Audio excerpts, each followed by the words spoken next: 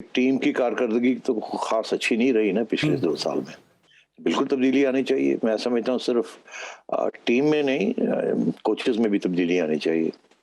आपको मेरा मौक़िफ़ तो पता ही है, मैं तो फ़ॉरेन कोचेज़ में बिलीव करता हूँ। हुँ। इसलिए क्योंकि मैं समझता हूँ पाकिस्तानी सुपरस्टार्स जो हैं वो अच्छे कोचेज़ नहीं हुँ। बनते। और प्रोफ़ेशनल ये प्रोफ़ेशन है एक और दुनिया में कहीं भी टॉप आइकॉनिक स्टार्स जो हैं वो कोचेज़ नहीं बनते। इसलिए देखना ये है कि रमीज़ राजा साहब की क्या फ़लसफ़ा क्या है? क्या वो देसी कोचेज़ ही रखेंगे अपनी इंटरनेशनल टीम में या फिर सारे या चुन-चुन के बाहर से कोचेज़ लाएँगे? ये एक तो ये बहुत बड़ा इश्यू बनेगा। दूसरा ये कि राजा साहब ने तो ज़ाहिर है टेंटेड प्लेयर्स के बारे में बहुत एक मुहिम भी चलाई है हुँ। और मुझे याद है कि एक दफ़ा मेरी भी उनसे बहस हो गई।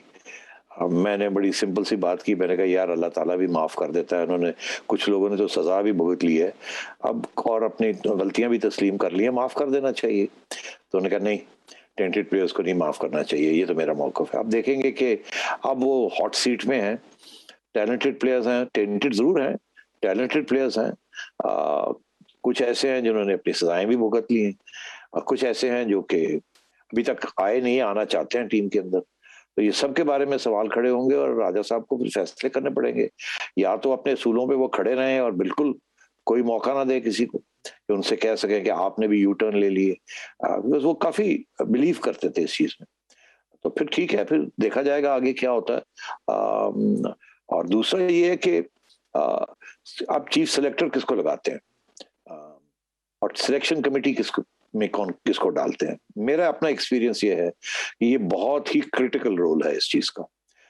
मैं तो बिल्कुल इंटरफेयर नहीं करता था, उसकी वजह ये थी कि मैं ये नहीं समझता था कि मैं एक्सपर्ट हूँ क्रिकेट। मैं एडमिनिस्ट्रेशन जानता था, मुझे फाइनेंस पता थी, कारो बिज़नेस पता थी, नेगोशिएशन पता थी, कॉन्ट्रैक्ट्स पता थे, फैसले मैं करता था। मगर जब मैं फैसला करता था कि जी क्रिकेट के बारे में तो फिर मैं क्रिकेट एक्सपर्ट्स को कंसल्ट करता था। फिर उस कंसल्टेशन के बाद मैं फिर फैसला करता था। जो मुझे अच्छे लगती थी बात उसकी तरफ। अल्लाह का शुक्र है कि कुछ अच्छे फैसले हो गए। मगर अब इनका ये है कि ये तो खुद जानते हैं, ये तो खुद एक्सपर्ट हैं। तो अब ये है कि ये इनको खुद फैसले करने पड़ेंगे और यहाँ हो सकता है कि फिर वो ऐसी टीम लें जो इनकी बात भी सुने। हम तो एक दफ़ा फैसला कर लेते थे कि ये 4 सिलेक्टर्स हैं और ये चीफ सेलेक्टर है।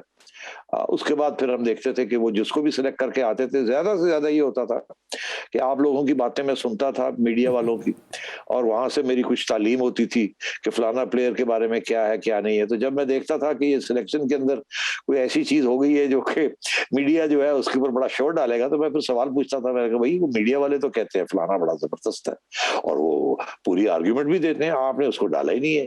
फिर उनकी बात मैं सुनता था कि नहीं जी वो ये है जी, वो है जी, फलाना है, ढिकड़ा है। तो ठीक है, अगर वो अपना केस प्रूव करते थे तो फिर ठीक है। मैंने कहा भई बात ये है, मैंने तो डिफेंड नहीं करना। मीडिया के आगे तो आप डिफेंड करेंगे। आपको बताना पड़ेगा कि आपने फलाने को क्यों सेलेक्ट किया और फलाने को क्यों नहीं जी। किया। इंज़माम को मैं यही कहता था और वो डिफेंड करता था। और मैंने कहता था कि जब आपकी सिलेक्शन में कोई खामी होगी वो भी आपको डिफेंड करनी ठीक है। पड़ेगी। तो अब ठीक। यहाँ तो सूरत-ए-हाल ये है कि रमीज़ राजा साहब को डिफेंड करना पड़ेगा सब। ठीक।